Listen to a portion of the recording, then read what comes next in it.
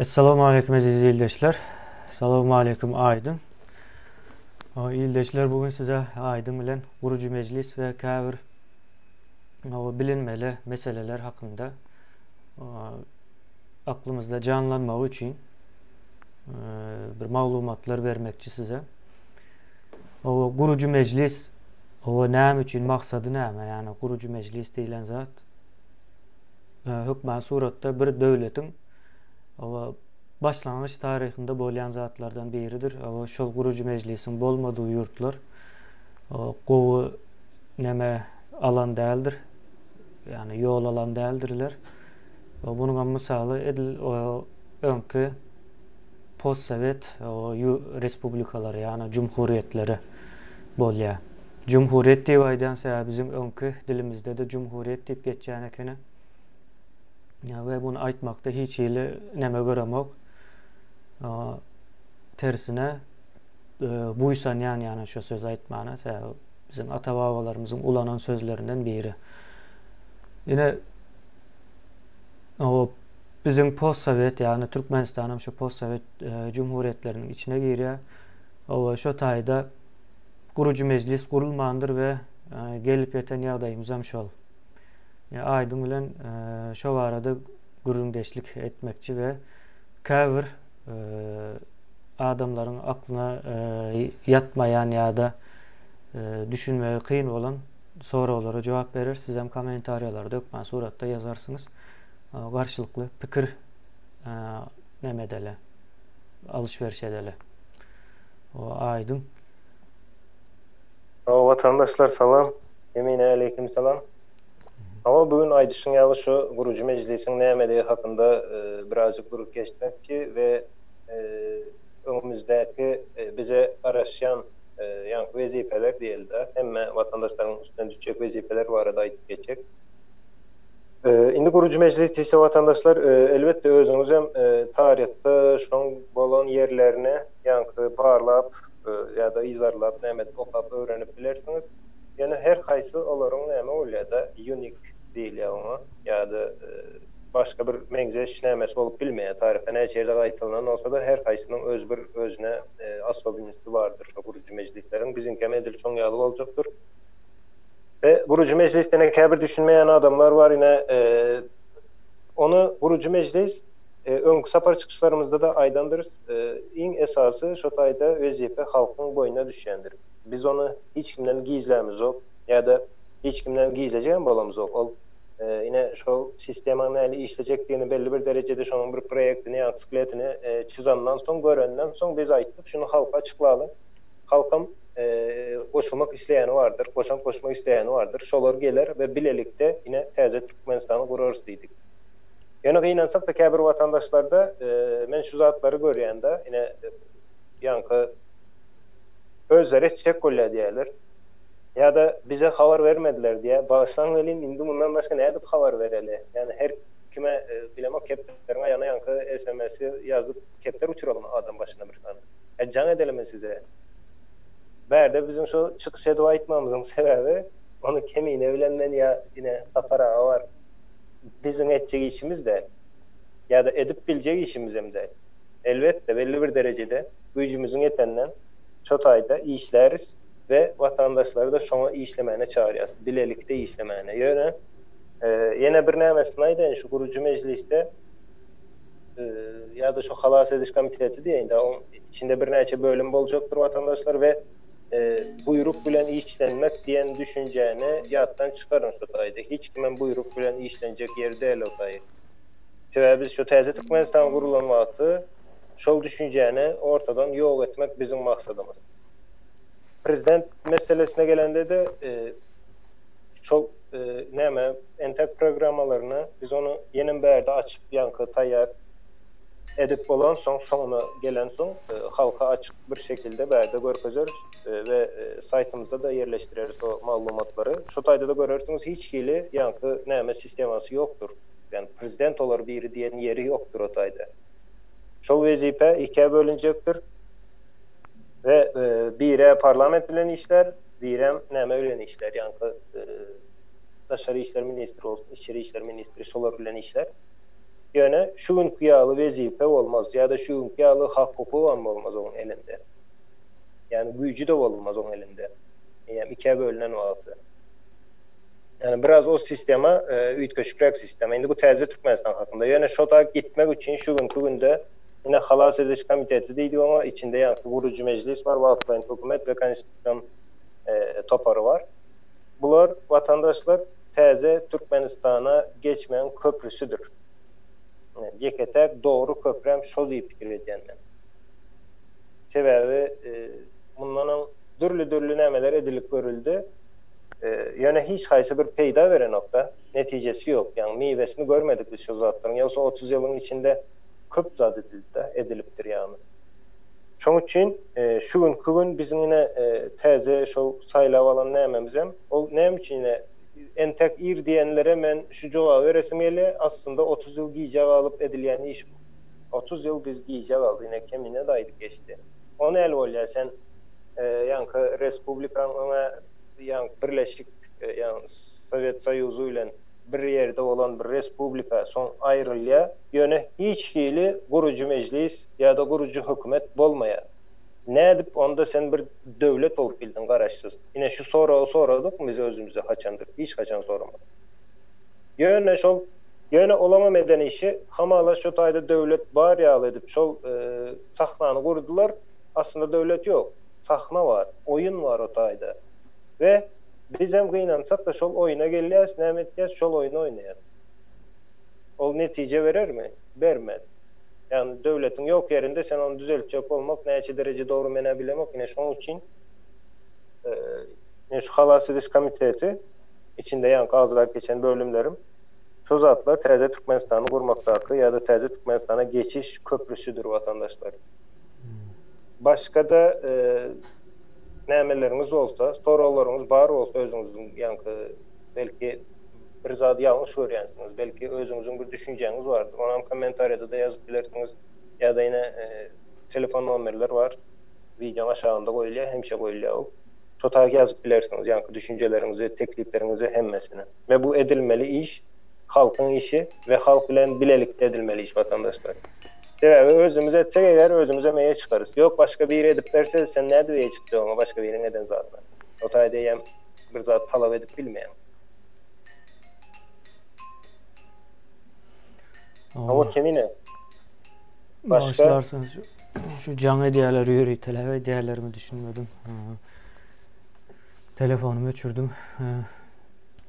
O ildeşler yani aydan zaten käwrierlerini gaýtalap, yani başgaçarak bir sözler bilen aýdyp bereýin. Yani 2-3 görünüşlerde aýdylsa has gowy düşnükli bolýar. Ildeşler ine bu halas ediş komiteti, yani bir ýurt iň agyr ýagdaýda wagtda, meselem Venezuelany ele alın. Venezuelada da guruji mejlis gurulandyr. Ve guruji mejlis gurulan wagtda şo taýda iň köp ses alan, yani guruji mejlisiň içinde iň köp ses alan, yani hökümet karşıdaşları bolýar. Yani hökümet karşıdaşları demek, yani o halkyň tarapynda bolanlar bolýar diýip aýdaýyn. Düşnükli bolar ýaly. Ve şolar alýar we hökümet yurtdan kaçıp gidiyor. Yani Venezuela'nın hükümeti maşgalası bilen bile kaçıp gidiyor. Indi şu taýdaky Venezuela'nın düşen iň agyr ýagdaýyny birinci çözüp biljek, yani guruji mejlis, yani problema ara alınıp maslahatlaşylýar. Problemanyň asly näme? Nähil çözük gerek diýip, yani Venezuela'nın ýagdaýynda şol gerek bolsa konstitusiýada, yani düp kanunda käwrierler üýtgedilmeli bolsa üýtgedilýär. Yani bizim ýagdaýymyza gelinende biz Sowetlerden aýrylandan soň näme üçin guruji mejlis gurulmady? Yani Türkmenistanyň bir maksady ýokmu yani? Biz bundan soň indi Sowetler bilen işimiz ýok. Gelin indi täze Türkmenistany pikirleneliň diýip näme üçin bir ara gelinmändir? Yani şol näme bar da? Yani sonra eğer şol ýok bolsa, demek biz Sowetlerden çıkmanlığımızın manisi bolýar şo. Hiç haçanam çıkmadık şu 30 yıla çelliyinem. Ve şonuň üçin düşen günümüz şu. Ýoksa Gurucu meclis kurulan olsadı, bundan sonra Türkmenistan konstitusiyasını tartışılan olsadı şu tayda. Hiç tartışılmadı yani. Halkın havarı yok. Konstitusiyanın bağırlığından yokluğundan şu vakta çelle. Yani konstitusiya yören ok. Yok yani halkın katnaşmağında yazılan, tayarlanan bir konstitusiya değil. Hiç ile. Şonun için biz hükmen suratda şu kurucu meclis yolundan geçmeli. Biz 30 yıl bundan ön geçmeldik bireyge. Yani geçilmedi. Şovat geçilmedi deyip hazır giyiş değil. Yani giyiş olsa da yani giyiş olsa da edilmeli değil deyilen bir neme çıkan ok bu taydan. Hükmen suratda edilmeli, etmesek biz orsun kuruğundan çıkmayız. Yani bu zada inanın yani köp adamın nemesi birden düşünüp bilmez. Hatta o nemelerem ben jurnalist deyip öğrenlerim aslında jurnalist değil de olur hiç kaysa. Jurnalist deyip öğrenlerim düşünmeye buna. Akıl satıp bilirler. Satarlar o. Yani onların ağzını tutacak adam yok. Yani bir zatı bilmeli.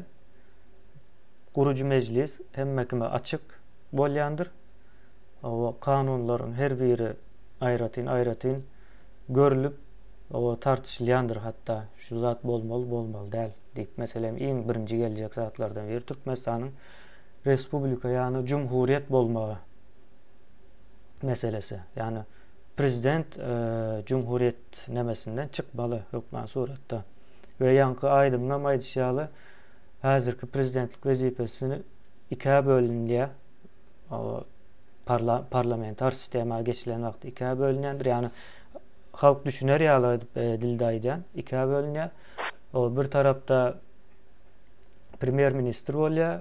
O parlamenta bağlı oluyor. Beylik tarafta da siyasi partiyalardan ve şona mendeşlerden uzak olan yani hazırki dilülen aydılanda prezident oluyor mesela.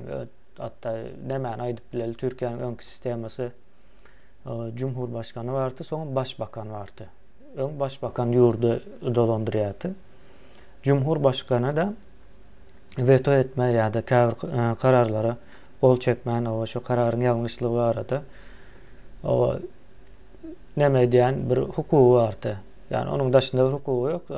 Dışarı işlerine karşı bilen. Şunun yalı bir nemesi var yani katı. Bu doğru bir sisteme hazır bizim nememize göre. Yine şunun yalı. Kurucu meclisi kurma için kurucu hükümet yani biz vaatlayınca hükümet diye aydiyatı ona halmırada başından ver ayıp geçiyor. Şu zat benim boynuma deyipse onun entegem mecliste hukuku vardır. Halmırada ağanın. Şunun için şu işin başını çekmane denemesi vardır. Yine de edil şu şekilde Sapar ağanın şunun yalınemesi vardır ve bu fikirleri ağırlıklı Sapar ağa ile Halmırada ağa orta atandır. Bu tarihte bolup geçenliği için bu zatlar yani oylap tapılan zat değildir. Tarihte bolup geçen ve şu şekilde bolan yağdayında halkara arenada nemesi vardır, ornu vardır. Yoksa yani dil dövüşü perevarotlar yani nemesi değildir yani meselesi değildir bu.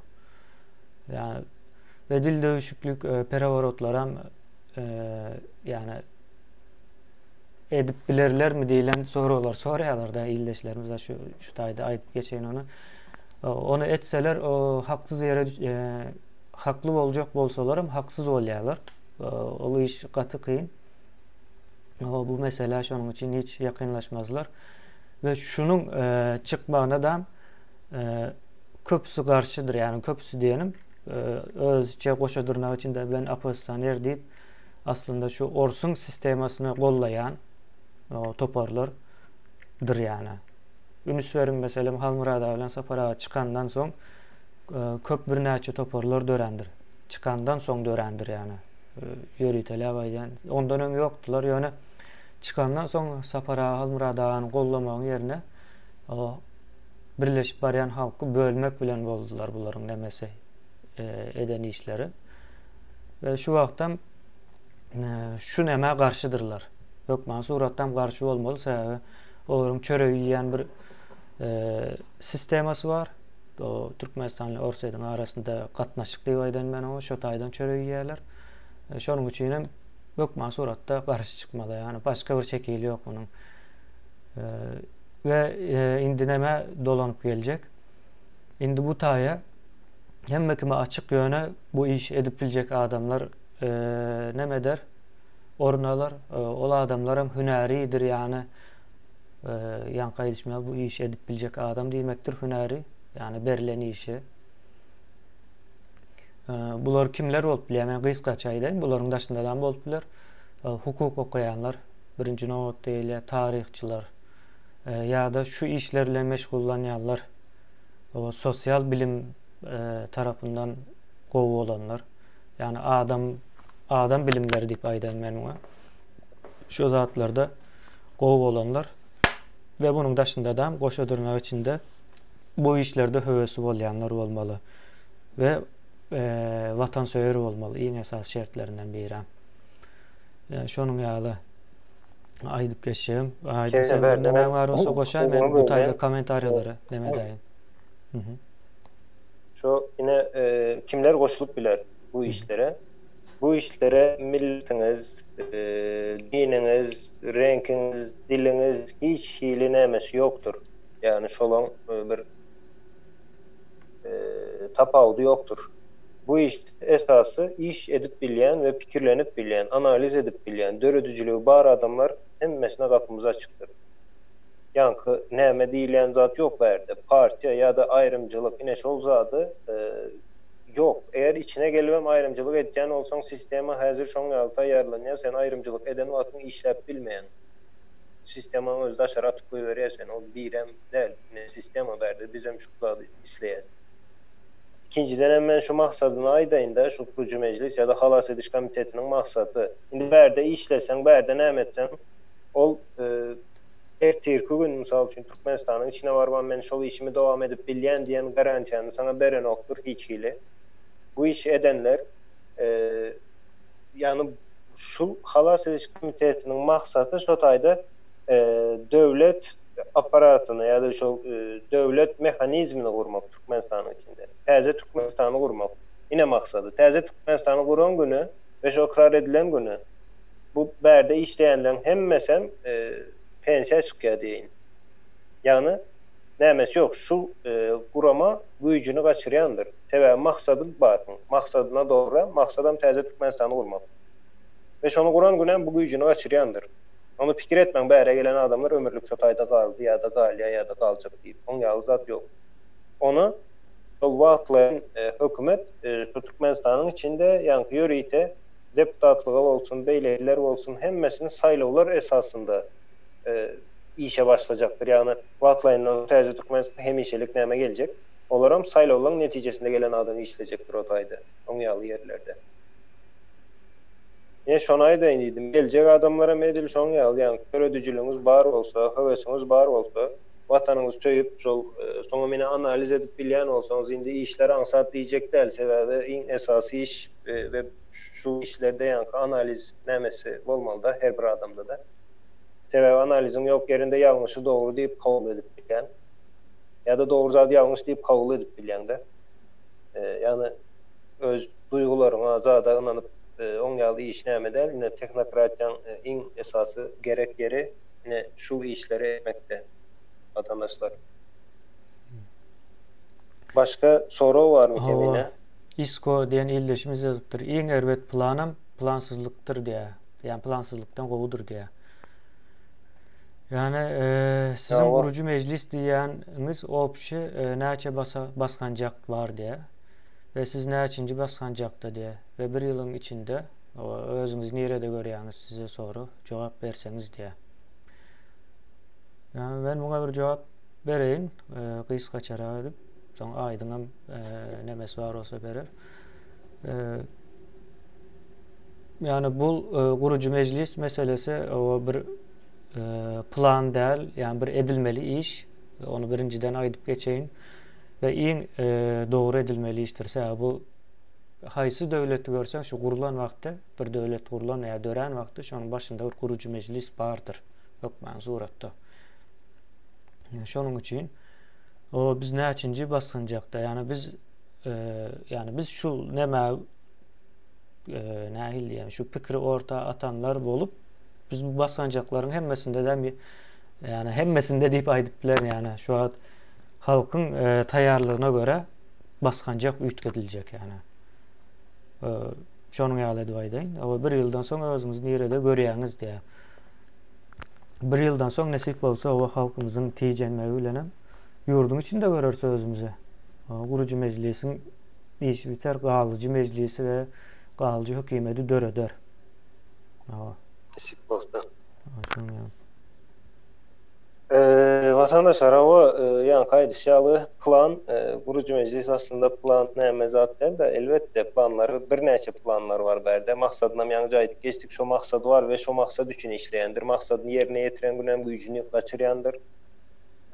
Şu günkü günde näme diýeň? Ol şu günkü günde edil. Indi öňümizde soňky 6 aý inde bir näçe halk tarapyndan ýanky göý berilen ýalňyşlygam diýmeýin men, ama ol bolýan zat, ýesteşden zat diýen kabul edip bilerin. Ine men üçin bu şahsy men öz analizlerimin netijesini aýdýan şu wagty, ýalňyş dogrusyny onu özüňiz karar berersiňiz.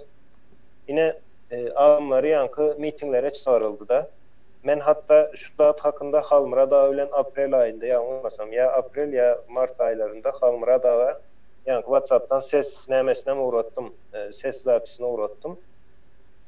Şo taýda da men aýtdym. Eger diýdim şu gün halk diýdim her hepde 2 sapar, 3 sapar ýanky mitinge çykýan bolsa we oň izinden hiç biri netije görmeýän bolsa, onda 2-3 aýdan soň halk tamamen ýanky nämeden sowajakdyr diýdim mitinglerden. Ve siyasata hiç son garışdyk, yani goşulmazdan uzaklaşıp başlaýar. Ve bu toplumyň bir düşünjesi var, toplumyň bir pikiri var. Ol adel ýanky ýeke adamlar başga kelip pikirlenip biler ýöne. Ýanky jemgyýet ýa-da toplumyň bir düşünjesi var we pikirleri var. Ve jemgyýetine köçe çykýa, ýanky toplum mitinge ve hiç biri netije gazanman öýüne gaýdýar. Netije gazanman öýüne gaýdýar. Onu bir näçe geze gaýtalanandan soň ýanky adam ertir çykjak adamdan soň çykman başlaýar. Bu hemme ýerde şoň ýalydyr. We men şol wagtam aýtdym, şol zat diýdim mitingleriň ýalňyşlygyny, ine sebäbi miting edilen wagty netije berjek bir zat üçin miting edilmeli da. Ne biz nesip olsa şoňa taýýarlyk görüp ýörüp de ýollar açdyrmak üçin mitingler geçirmeli. Ve o netije berer diýip indi ýanky şonu nämetde etmeli, netije ýollar açdyrmak mysal mitinglerde. Ol şol zatlara da seretdi. Bizim ýanky 1 ýyldan soň ýa 6 aýdan soň nerede boljakmyz, ine şu zatlara da seretdi de. Ve şu günkü günde gynansak da bizim ýa-da şu bizim diýende halkyň, berde biz diýende bu gurucu meclisler, yani şu halk nämesini aýdaýyn. Halkın en esası ýanky problemasy mı diýeň? Aslında Gurbanguly däl. Bizim en esas problema özümüz. Ine öz aramızda doğru bir şekilde düşünüşüp işleşmektir. Onu elbette 100 ýyllaryň dowamında bizi şuna taýýarladylar. Şoň ýaly işläp bilmesler, bir ara gelip bilmesler diýip taýýarladylar. Ýöne biz şonu bir zat edip şonu ýeňip geçmeli. Ine bu gurucu meclisiň bir maksatlarynyň birem ine şonam öz içine alýandyr watandaşlar. Kim bolsaňam tapawut ýok. Partiýa düşünjesini ne şu taýda biz ýok etmekde sebäbi. Men gözümde partiýa diýmek ýene şu aýrymçylyga getirýär. Näl diýseňiz hem. Men hiç bir ýerde görmedim partiýanyň döwlet östürendi. Ýok. Sistema döwletler östürüp bilýär. Ne ýanky döwletiň mehanizmleri östürýändir. İşçiler, iş adamları östürýändir döwleti. Siyasa ýanky partiýalar döwlet östürýär diýen zat ýok. Mene görmedim. Bir sany bar bolsa görköz gine şunun partiýasy şunu etdi. Eden olsa da diňe ýanky partiýalar diktatorlyk nämesinde eden olsa östürüp bilýär döwlet olam gysga batmaýyn işleýän, ona işleýän sistema, ona görüp ýör. Awa men aýtjaklarim şoň ýaly ýöne Türkmenistanyň içinde kemine 1 ýyl diýen belki 1 ýyla da galmaz. Yani 7-8 aýda da bolup biler. İldeşimiz o 1 ýylyň içinde nerede görýäňiz diýse 1 ýylyň içinde Türkmenistanda görýär. Yani näçe wagtda elbetde Türkmenistana barjağımyzy aýtmadym. Berilen elbette. sorağa göre Ve cevap verdim. vatandaşlar nämenem aýdaýyn, men kemine ruhsat berseň şol biz birazcık indi işlerimiz näme oljakdyr? Tiz oljakdyr. Tiz ediljekdir işler. Bilemok belki kemine ertir çykyna mitinge çykýas diýip aýdyp biler. Ýani siz eýem şu günden şoň üçin sizden haýyşym şol her hili üýt göçüklere taýýar bolmak we aktiv bolmak ne şol işlerde. Hatta şu ýöneköy videolary paýlaşmakda dostlaryňyz, garyndaşlaryňyz işleýän ýeriňizde şu zatly gurrun etmek, tartışmak, birek bilen düşünje alışverişi, ýa-ni pikir alışverişi, şo zatlary etmek sebäbi häzirine şu sistemany oturdup şunu işledip näme edip başlar söýlemiň garşysynda da şu wagtdaky Türkmenistandaky sistemada özüni goramak üçin bir mehanizmler gelişdirip ýani şoňa garşy bir mehanizm döretmek isler. Ve o mekanizmleri öğretmek için Türkmenistan'da şu ümkünde de 6-7 ayın içinde de şoňa güýç yetmejegini görüp durupdy onu. Hakykatdan hem şoňa güýç yetmez. Ve Türkmenistanyň öňe käbir goýberen ýalňyşlyklary var ve onu düzeltmek için 2-3 ýyl gerek en azından. Şoň üçin işler birazcık tez oljakdyr. Şoňa ýanky uygunlaşmakda ol hem sizin üstüňize düşýän zat, ýani halkyň üstüne düşýän zat. Şuýda Salahattin Ali diýen bir ildeşimiz soragyma jogap berdi. Ýöne ben soragyny tapyp bilmedim. Ýani haçan ýazdy? Ýa-da täzeden ýazsyn bu suratda. Men berde Ali diýen bir vatandaşymız gurucu hökümetin asıl hökümet siýaly hukuklary bolarmy? Aslında bu gurucu hökümetin asıl ýanky galyjy hökümetdäki hukuklaryndan has köp bolýar gurucu hökümetde. Sebäbi onu men şuňa da aýdy, gurucu hökümet diýmek ýa-da gurucu iktidar diýende şol döwlet nämesini gurýar da, o döwletiň mehanizmlerini gurýar. Ne şu mehanizmleri gurunsoň, şo mehanizmlaryň içinden bir mehanizmem sadece bir sanysy galyjy hökümet bolýar da. Ol eýem gurucu hökümetden has kiçi bir zat bolýar. Gurucu hökümete oňaly ine şoň üçin gurucu hökümetiň şoňaly güýji bolan üçinem ol güýç onda hemişelik galyp bilmeýär. Şoň üçin galyjy hökümeti guransoň şo döwlet mehanizmlerini gurýar. Ine täze Türkmenistan döwlet diýip ýanky edilenden soň gurucu hökümetiň işi ýani gutarýar diýen şo taýda maksadyna ýetýär diýmek, şondan soň güýjüni gaçyrýar. Owa Vatan oğlu Vatan bir näçe kommentariýasynyň we hüjüm edýär. Owa şu taýda iň gowy hak bereýin şonuň içinden. O bu meclisin yurdun içinde haber var mı diye şu soru oka bakalım kemine ertek okama deyiptir. O kimin haber olmalı yani şunu yazmalı. Halk var o tayda birem hükümet var. O şu zatları yazsın o son o Vatan oğlu Vatan. Vatanın içinde haber var. Hatta biz bilen işleyenlerim var. O bir komentarya Vatan oğlu Vatan. Ýa-ni senem şonu aýtdyňmy? Hawa.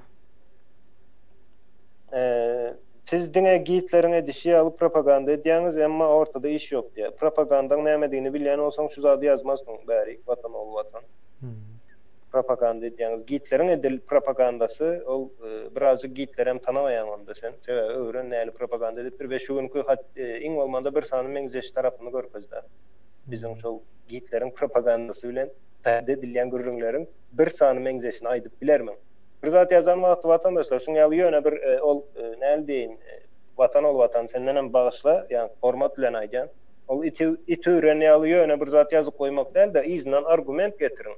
Sizin kawa giýitlerin edişi ýaly edýäňiz. Sebäbi giýitlerini zat etdi we aşağında şonu ýerde bolýar. Yine şu nämelerde, çeşmelerde yine şu zat edendiği hakynda ýa maglumat var. Size mine şu zat edil şoň kopyasyny edýäňiz diýip görkezseň onda kabul edeli. Ýöne häzirki edýän zadyň bilemok diňe wagtyny näme edýän, özüňe wagtyny näme edýän, biziňe wagtymyzy boşa harcaýan. O ildeşler yani son topor diýip ayırıp näme düşünýänler var da. Yani biz bir topor däl, şu wagt aly ildeşimiz ýazypdyr da, yani dogry ýazypdyr, şonuň üçin näme edýän? Aýtalap berjek bunu. O topor düşüncesi ildeşler yani may ayından soň çykyp uradı. Şu hereketi bozmak üçin. Hamrada saparana izinden adamlar gitmesin deyip biz o topor biz bu topor deyip o pullar ülen adamlar satın aldılar. İnanvarsınız o $500 havalarda uçuşyatı. Köp adamın havarı yoktur bundan. Şonun ýaly öreди köp toporlar. Ýöne biz häzir bir özümüze bir topor göremiz yok. Yani şu bolmaly zat var. Hökmen suratda ine o dengiz nädip geçilmeli deyip sorasalar. Siz hem aydarsınız o gämi bolmaly, gämide geçersin diýmeli ýa-da o samolyot var häzirki döwürde. O samolyotla uçup üstünden geçersin deyip aydar dälmi? Edil şonuň ýalan biz o şu ýagdaýda nädip çykmaly diýilen soraw berilen wagtda biz bir näçe bu aslında gaty çylşyrmaly bir prosedura. Ýöne biz bunu ýönekeýleşdirip görkezýäs bu taýa. Ine şunun ýaly bolmaly. Düşünýän adamlar edil şu ýagdaýynda adam düşünýär we gelip goşuluşup gatnaşyp durlar. Yani bir 3-4 günden näre hatda bir ildeşimiz var. Gaty gowy senaryo ýazypdyr. O senaryony ýazan ildeşimiz entek habar vermedik. O ildeşimizem hökmen suratda şu işin içinde bolmaly. Yani gaty gowy senaryo ýazylypdyr. Yani entek diye ýokary bilim ýok meniň diye 9 klas gutardym. Yani agyr ýagdaýlardan geçdim diye. Şol meni şu näme itdi diye de. O nesip bolsa biz ekranlara bir gowy iň amatly formatda bermekçi şol senaryony. Şonuň ýaly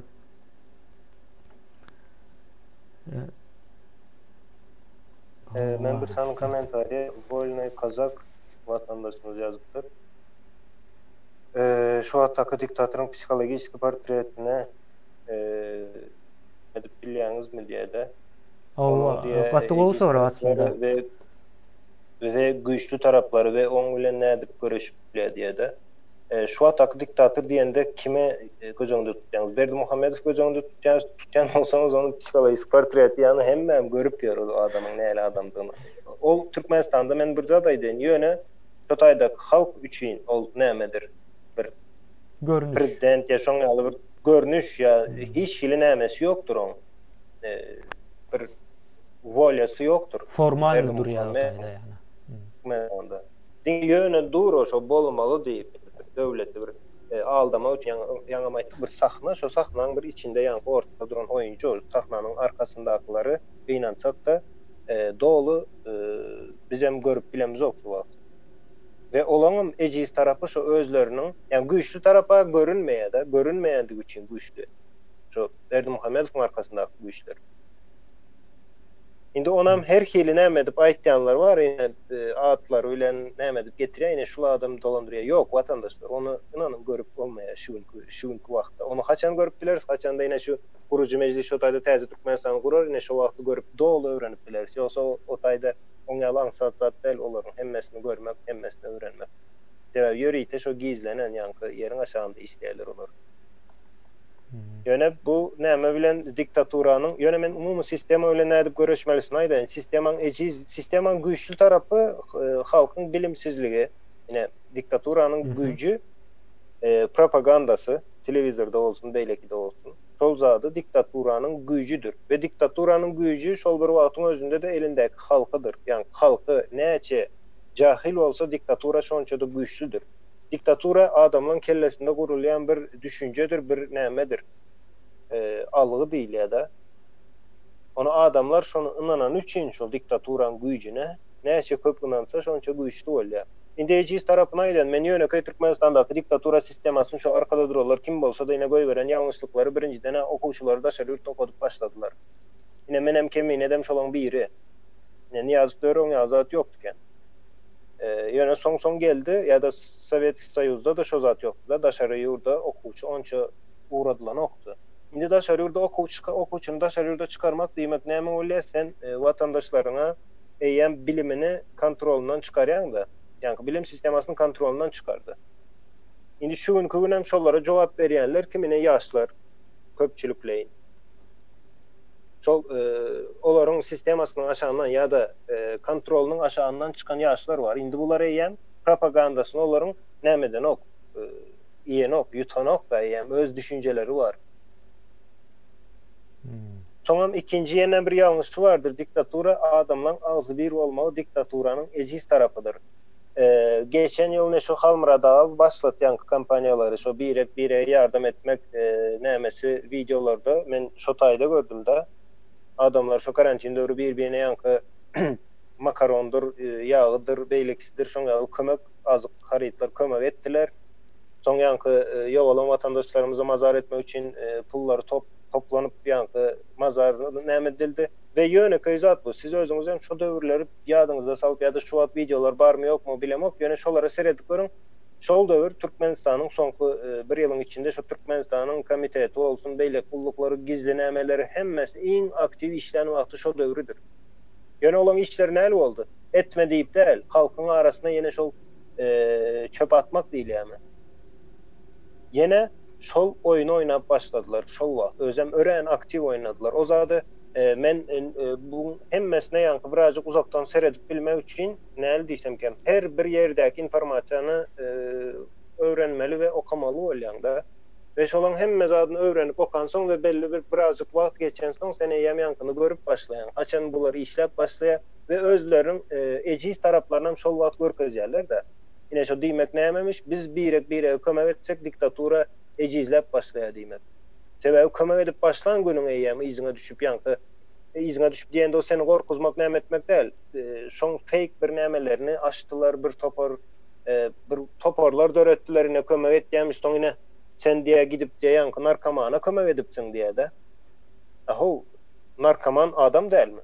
Ya sen narkoman diýip kömek etmän, sen onu adam saýlary al, ya sen kömek etjek adam tapawdy ýok, adam bolsun, narkoman bolsun, ya da bir guş bolsun, pişik bolsun, it bolsun, näme tapa kömek etjek bolsan kömek edersin, gidersin. Bu erwetde atdele. Ýöne şonam videolaryny çykaran olup ýanky halka her kili informasiýa berip, olan gorkýan zady bire kömek etsen gorkup başlaýar. Ha, şonuň öňüne geçecek bolýarlar. Ýoksa birinji kömek edilmeli adam bizim ýani şol näme diýsem ýani geroin serişdelerine bağımlı bolan adamlar. Sen onu ýürüýt etdiler de. Ýoksa Türkmenistanda bu derejede kän bolmaly o zatlar. Menem şu ýanky näme aslında sen aýdybam geçdiň o diktaturanyň güýçlü tarapy häzir el alanymyzda hiç ýok. Yani diňe bir güýçlü tarapy bar diýip aýdyp biljek. Olam halkyň şol nemesi de sowatsyzlygy bolýar da. Yani 99% hemme zat o halkyň nemesine bähbidini işläp dur. O diňe 1% halkyň garşysyna işläp olam halkyň sowatsyzlygy. Yani o näme aýdylsa yani umumy nemeden suratdan umumy kartina diýip aýdýarlar. Umumy suratdan uzaklaşdyrjak bolýarlar adam. Meselem mene Salahattin illeşimiz ýazýar da bilmedim näme sebäpden ýazýar. O Türkmenistanda Daýhan birleşiginiň ýerine de ferma hojalygy getirjekmiş diýe. Illeşler ýa şu zat bizi uzaklaşdyrýar. Yani diktaturanyň öndürýän diýjek, döredýän bütün problemalary çözmeli däl biz diktaturanyň özüni çözmeli. Yani diktatura şunu edýärmiş, bunyň öňüne geçmeli, onu edýärmiş, bunyň öňüne geçmeli. Ine edil şonuň ýalan bularyň opozisionerler hem şonu ýaly işler. Diktaturanyň özüniň döreden opozisionerleri bar. Ine şu opozisionerler ýürüýte diktaturanyň özüne däl, onuň edýän işlerine gönükdirýär adamlaryň pikrini, düşünjesine. Ýöne şoňa gys goýaly bardy şu problemalary çözmegiň. Problemalaryň çeşmesi diktatura. Diktaturany çözseň diktatorun hem gidýär, onuň döredýän problemler hem gidýär, hem adam gidýär. Şonuň üçin illeşler ýani hökman suratda ol Gurban ol, o ne diýärmiş, bu ne diýärmiş, onu ütkedýärmiş, bunu ütkedýärmiş diýip takylyp almaň, siz şol diktaturanyň düýünden o nemesine, rozetkasyny, toğuny çekýän çäňiz ol etmäne dowam edýär.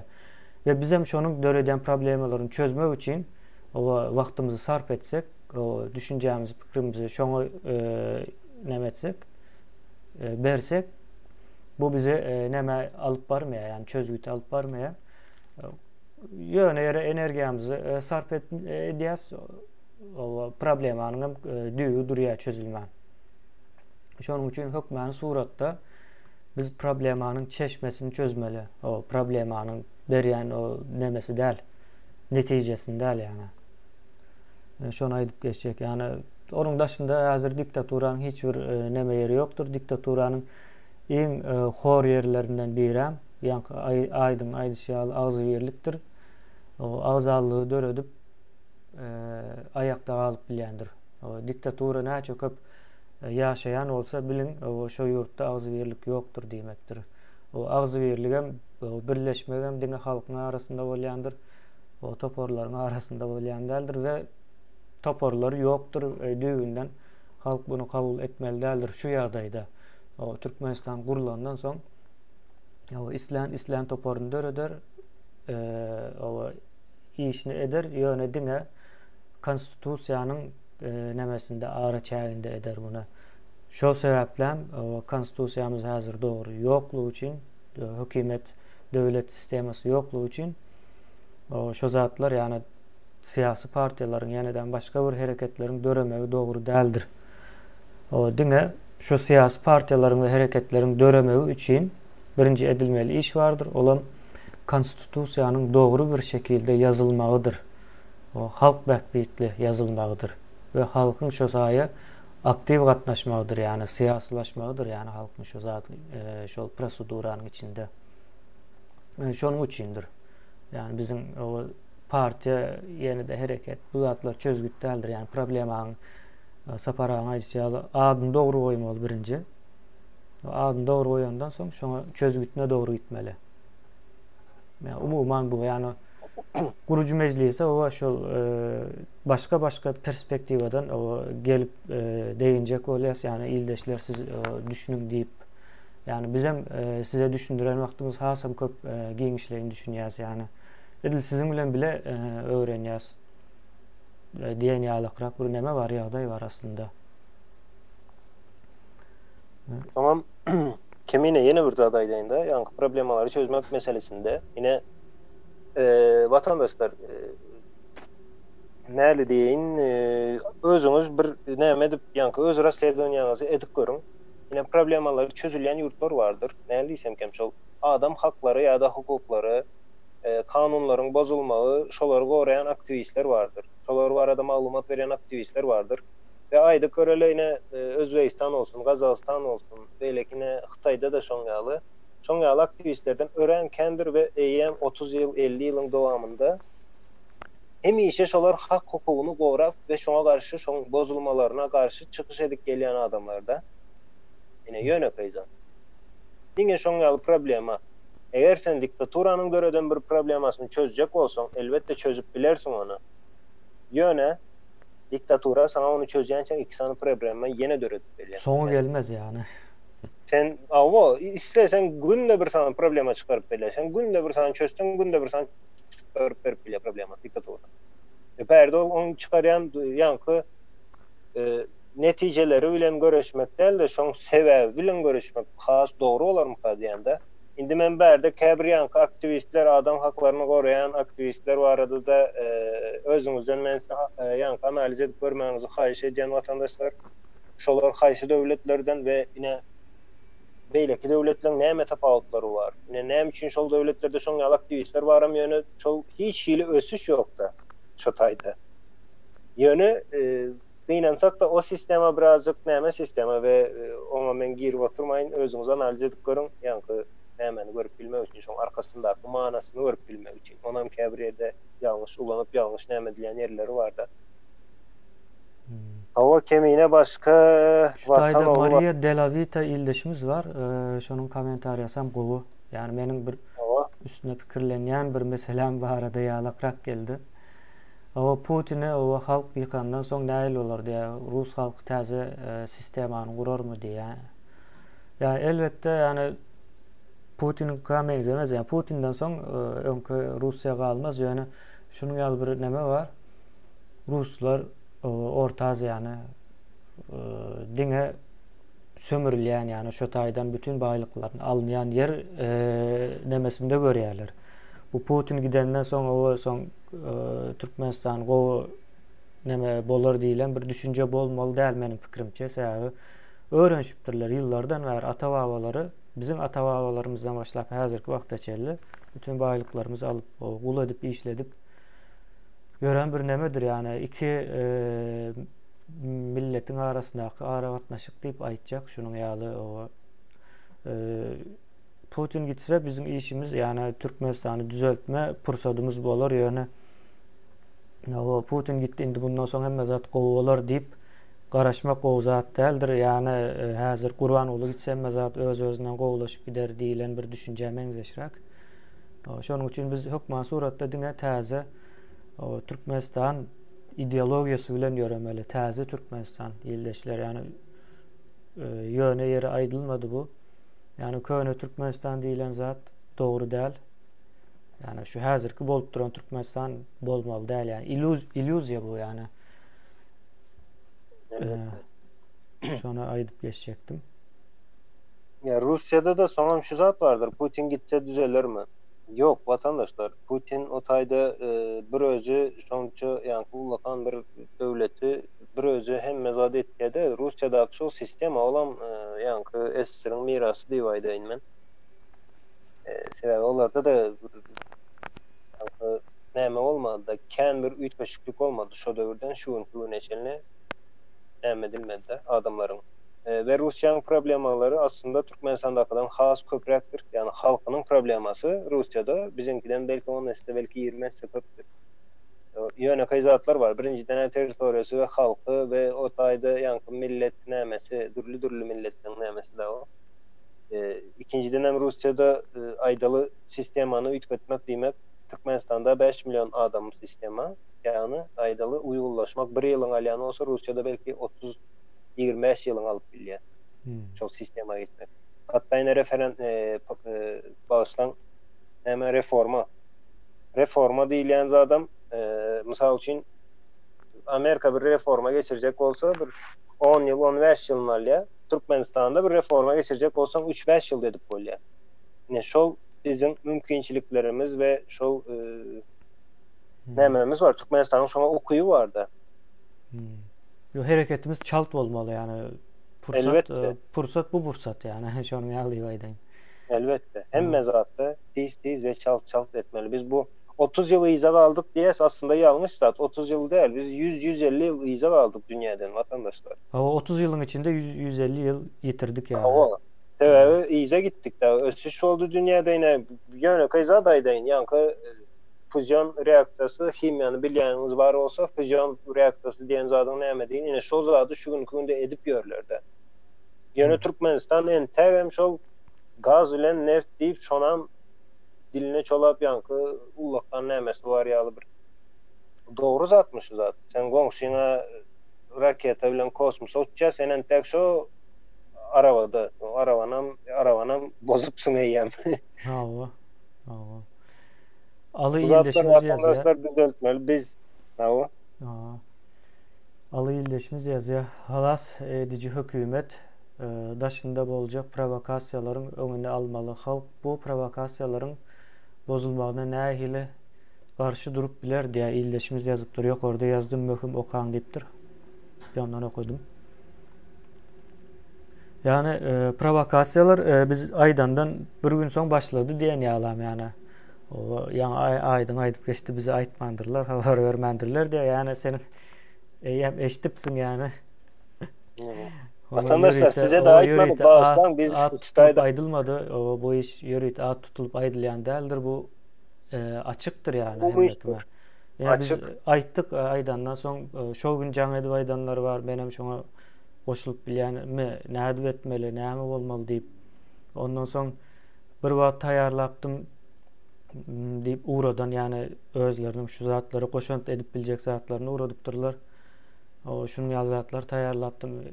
Edil şu wagty bolmaly, okap görüň, nähil görýäňiz diýip uradanlar boldy. Yani ýyldaşlar yani şunun ýaly yani biz özem bu komitetiň içinde boljaklary görkezmek yani halka häzir açyk etmek niyetimiz ýok. Bu birinciden howpsuzlyk meselesi. Yani bu adamlar gymmatly adamlar boljakdyr yani täze Türkmenistan döremeğinde şu wagt yurt daşynda baktığımız yani yurt içinde hemme zat açaçan boljakdyr. Şonu aýdyp geçen yani Yani nädip o halk bu provokasiyaların öňüne geçmeli diýilen sonra var. Ünüsi çekýär hakykatdan hem. Yani ildeşler birinciden täze Türkmenistan düşünjesini gowy bilmeli biz bu taýda. O täze Türkmenistan reforma edilip täze Türkmenistan elde edilýän däldir. Biz konstitusiýany täzeden yazan wagtymız bolýandyr. Yani halk täzeden yazan wagty we konstitusiýanyň her bir maddasynyň hawary bolan wagty bolýandyr. Reformalar reforma diýmek bir problemany çözmek diýmekdir. Yani bir işläp duran döwletiň içinde yüze çıkan problemany çözen bir mehanizmdir. Yani reforma nemesi. Bu özem siyasi nemesi gatykändir munyň täsiri reforma sözüniň özünde. Gaty bir siyasi neme sözüdür. Yani biz häzir siyasat nemesinden uzak durmaly. Yani edil gurucu meclis, yani döwlet gurmak meselesi siyasat bolmaly däldir. Yani siyasat hem döwletiň içinde bolýandyr. Entek döwlet döremen siyasat bolýan bolsa, o siyasat o guruljak döwleti ele geçirer yani ildeşler. Şonuň üçin edil täze Türkmenistan düşünjesini kellämizde, düşünjämizde gowy yerleşdirip ornaşdyrmaly. Ve nähil boljagyny pikir etmeli. Her kim özüçe pikir edip biler. Yani bilýän adamlaryň pikirlerini dinlemek, yani hökmen suratda Türkmen pikir edip bilýänleri tarapyndan aýdylan zat bolmalyda. Siz başga ýurtlaryň nemelerini dinleň, yani şu bu ýollardan geçildi, yani bir döwlet dören bolsa hökmen suratda bu ýoldan geçilendir. Şonuň ýaly diýip aýdaýyn. Yani känem uzun tutmaly aýdyn, senem aýtjak zadyň bar bolsa. Men şu provokasiyalar var aýdaýyn. Oň iň esasy nämesi watandaşlar siziň aklyňyza, düşünjeňize urup durulýar da. Şoň üçin provokasiýa da diýilýär. Indi olardan goranmagyň nämesi watandaşlar hemişe öz pikiriňiz we öz düşünjeňiz bolsun. Her bir zady analiz edin. Tapawdy ýok. Ine bize mysal üçin aýdýarlar, näme diýe ýorgan diýe öz üstüne çekçek bolýarlar diýe. Indi men ýöne zady aýdyn, videolarymyz ine şol gepi siz hawa inandyňyz, inanmaň, informasiýa ýorgan öz, belki biz şoň ýaly we ýorgan öz üstümize çekýär. Sizde şol informasiýa bar. Indi alyň şol informasiýany, ine şu bizim videolary baştan açyň, soňraça, ýani baştan açyň diýende arada çykyşlary, zatlary seredip görüň, nämeler görüň edilýär we umumy kartinkany görüp bilersiňiz. Mene iň az 10 sapar gaýtaladym. Bu iş halkyň işidir. Iň soňky söz halkda bolar. Ve yankı nämäni ine prezident sistemasyna garşy biz diktatura sistemany aýyrmak isleýäs. Hemme zat halkyň eline geçmeli. Ine şonça gepler gaýtalanyp gelýärem welin. Ýöne şonda hem şoň ýaly düşünjeler bar peýda bolýar. Sebäbi näme üçin analiz eden o beýnançak adamlar.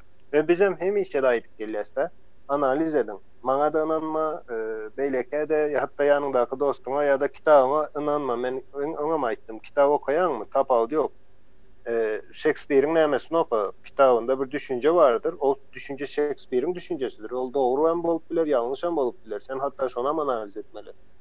Ine şonda hakyky arassa düşünce emele gelýändir. Ine şoň ýaly emele gelýär watandaşlar.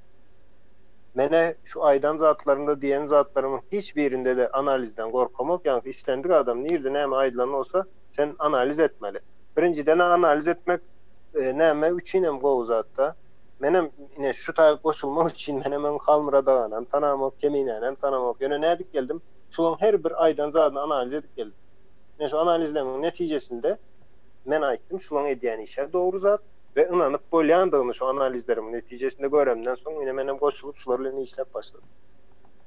Analizler şol bir wagtyň özünde de bire ynamy artdyrýandyr. Ol nämeden hem goraya, ýanky provokasiyalardan hem goraya her biri. Ýa provokasiýalardan gorayan ýeketek pikir mehanizmi analizdir. Elbette. Ine şol zatlary özüňizde kyn adam däl, o ýöne zatlar bular. Menem hiç geli näme inanyň okap näme demek, ýani hatda men psihologiýa diýip çapam bar. Men 2 ýylda näme zordan egzamini geçtim. Men näme dip bilemek da, okap bilemek, o sözler hem kyn sözler bar o taýda. Mene düşünemem onuň içindäki sözlere. Ýöne özümçe ýanky analizleri hemişe edýän, hemişe. Ve yankı nämelerden goraya ve ınam arttıryan zattır. Şoň üçin hemişe men aýdaýyn kemini aýtsyn beýleki başga bir kim aýtsa aýtsyn biri bir zat diýen wagt şu informasiýany gönü kabul edip hawa dogry ýa ýalňyş däl. Ýöne analiz edip görüň. Hawa kemini onda hoşlaşaýaly. Owa şu taýda hoşlaşaly. Bir sagada ýetmeli däl programmalarymız. Şonuň üçin ýyldaşlar giýjäňiz rahat bolsun. Hem aýdalyş goşulmak isteýän adamlar kemini. Näle goşulup bilýär, näme edilip bilýär. Ha bunu indiki aýdalym ona. Bunu indikide hemişe de aýdars.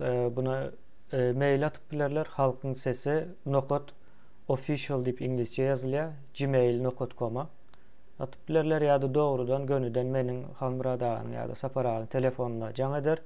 Ondan soň belli bir proseduralardan geçecektir bu adamlar. Şonuň ýaly diýip aýdaýyn men bunu. Ýa-ni pikiriňiz, mailnamaňyz, bir düşünjeňiz bar bolsa watandaşlar, şol ýazyp çotaýak we şoňam arkasynda durjak bolun. Indi käbir adam aýdyplar, meni pikirim aýdan da näme kabul ediňok diýip. Kabul edilen okmy? Sen şonu dokument görnüş, ýani ýazgy görnüşinde bize uğrat. Kabul edilmeýän bolsa, sen şonu çykar da beýlek kanalda aýdyn, siz şunu kabul etmediňiz, şuňa alyp pikirim bar diýip. Biz o zatlara da açyk onu näme etmeň watandaşlar. Pikirine diňe aýdyp goýmak däl, izinde şonu goramak diýilen adam bardyr. Ve bizim etjek zadymyz umumy halk bolup bilelikde bir döwlet kurmak. Demokratiýa, beýlek sözler, o zatlary hiç haýsy gerek däl watandaşlar. Ine şol döwleti kuraly nesip bolsa hemmämiz hem görers şo zady. Iň bir demokratik döwlet boljakdyr. Hemmämiz bilelikde döwlet kuran wagtymyz. Demokratiýanyň iň ösen ýeri bolar şo taý. Demokratiýa aýdylyp bolmaýan däldir, bolunup bolmaýandyr. Ol sözü ýatdan çykarsaň hem hiç ýeli ziýany ýok. Ol demokratiýa sebäbi demokratiýany işleyen yerini görmedim ben şu zaten. Şonu aýdaýyn. Şu nirde köp aýdylýan bolsa şonja da problema bar. Hawa demokratiýa sözü nirede köp aýdylýan bar bolsa, bolýan bolsa, şo taýda hökmen suratda demokratiýanyň bir problemasy bar. Elbetde. Ýewropa ýurtlarynda, Amerika ýurtlarynda demokratiýa diýip gyrşyp ýören oklar ýani. Aýdylýar ýöne o demokratiýa ýok diýip günde otursa aýdyp duran oklar. Ýyldaşlar. Sağ olun. Vatandaşlar, sağ olun, sağlıkta görüşelim.